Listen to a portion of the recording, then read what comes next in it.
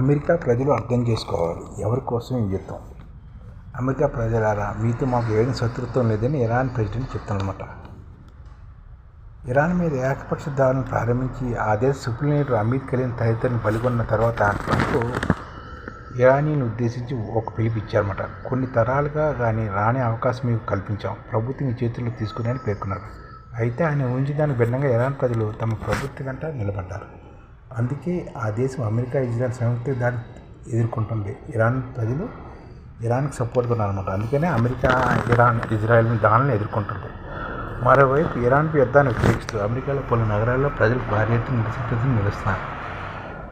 ఈ నేపథ్యంలో ఇరాన్ అధ్యక్షుడు మసూద్ పెజెన్స్కియాన్ అమెరికా ప్రజలను ఉద్దేశించి ఒక బహిరంగ లేఖ రాశారన్నమాట. అమెరికా ప్రజలారా, మాతో ఎటువంటి సమస్య లేకపోయినా మీ అధ్యక్షుడు మా మీద ఎందుకు యుద్ధం చేస్తున్నారో గుర్తించండి.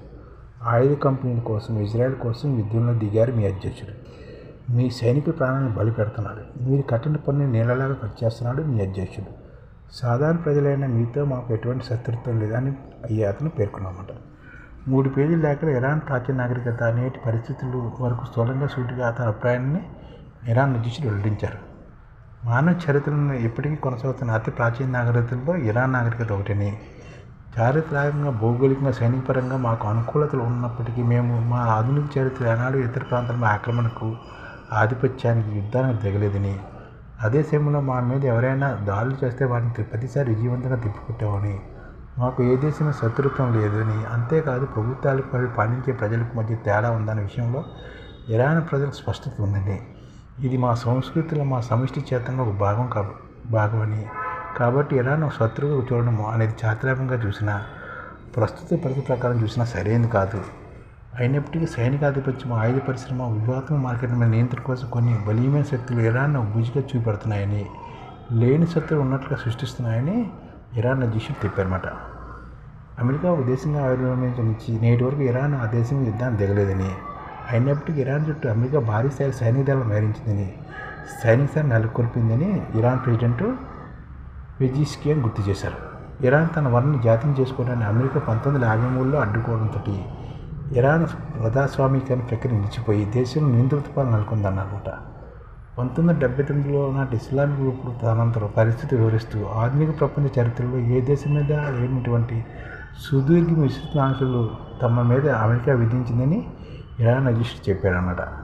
అయినప్పటికీ తమ చర్చల మార్గం వెళ్ళలేదని, తమకు విధించిన అన్ని షరతులను పాటించామని, ఒప్పందం మధ్య నుంచి అమెరికా 2018లో అకస్మాత్తుగా బయటకు వచ్చిందని గుర్తు చేశారు. ఇటీవల కాలంలో మళ్ళీ చర్చ జరుగుతుండగానే మధ్యలోనే తమ మీద అమెరికా 2 సార్లు యుద్ధాన్ని దిగిందని విషయాన్ని ప్రస్తావించారు.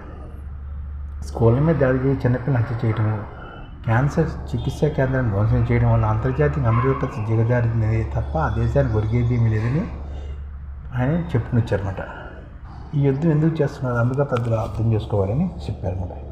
ఇరాన్ అనుచర దేశంగా అమెరికా యుద్ధంలో దిగలేదని, పాలస్తీన్ల మీద తమ దురాఘాతాన్ని ప్రజల దృష్టిని మళ్లించడం కోసం ఇజ్రాయెల్ ఇరాన్ బుజ్జిగా చూపి యుద్ధం ప్రారంభించిందని, అమెరికా సైనికుల తర్వాత అమెరికా ప్రజల పనులకు ఇజ్రాయెల్ యుద్ధాన్ని నడిపిస్తుందని, ఇకపై అమెరికాలకే ప్రాధాన్యత అంటూ అమెరికా ప్రభుత్వం చేసిన ప్రకటనలను ఈ యుద్ధానికి ఏమైనా సంబంధం ఉందా ఆలోచించాలని, ఇరాన్పై తప్పుడు ప్రచారం పక్కన పెట్టి అసలు విషయాన్ని గుర్తించాలని ఇరాన్ అధ్యక్షుడు చెప్తారన్నమాట.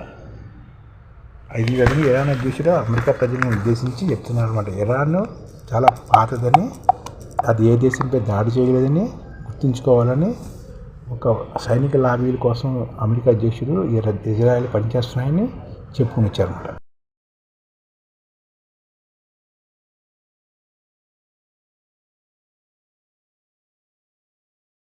ఈ ఛానల్ ముఖ్య ఉద్దేశం ఏంటంటే, మన తెలుగు రాష్ట్రాల్లో 1 కోటి మందికి సంఘటిత రంగాల్లో ఏ విధంగా ఉద్యోగాలు ఇవ్వవచ్చు, కనీస నెల జీతం 30,000 వరకు ఏ విధంగా ఇవ్వవచ్చు, ఏ విధంగా చేస్తే ఉద్యోగాలు సృష్టించబడతాయో వివరిస్తూ ఈ ఛానల్ వీడియోలు వస్తాయి.